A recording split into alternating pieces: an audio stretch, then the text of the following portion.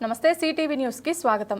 ఆదివారం గీసుకొండ మండలం కొనయమాకుల రైతు వేదికలో గీసుకొండ సంఘం 15, 16, 17వ డివిజన్లకు చెందిన అర్హులైన లబ్ధిదారులకు సీఎంఆర్ఎఫ్ చెక్కులను పరకాల శాసన సభ్యులు రేవూరి ప్రకాష్ రెడ్డి పంపిణీ చేశారు।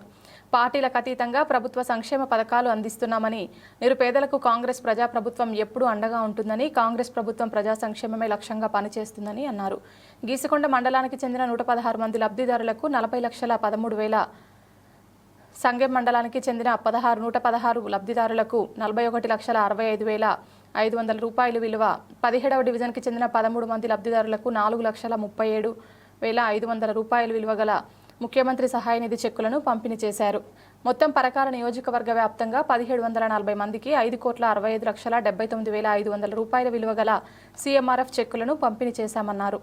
అనారోగ్య కారణాలతో ప్రైవేట్ కార్పొరేట్ ఆసుపత్రుల్లో చికిత్స పొందిన వారికి ప్రభుత్వం తరపున బాధ్యతగా నేరుగా ముఖ్యమంత్రి సహాయ నిధి పథకం ద్వారా ఆర్థిక సాయం అందజేస్తున్నామని తెలిపారు। ఈ పుణ్య కార్యంలో ఎక్కడ కూడా కార్యకర్తలు రూపాయి తీసుకోకుండా పనిచేసి పెట్టాలని చాలా స్పష్టంగా చెప్తున్నారు।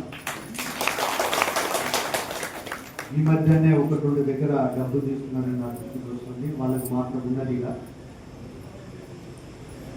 ఎందుకంటే నేను ప్రతి మీటింగ్లో చెప్తున్నా, మీరు కూడా ఎవరికి రూపాయి ఇవ్వద్దు, కళ్యాణ లక్ష్మి కానీ ముఖ్యమంత్రి స్థాయి ద్వారా ఎవరైనా అడిగినా, మీరు పైసలు మిమ్మల్ని అడిగినా నాకు ఫోన్ చేసి అందరికీ చెప్తున్నాను।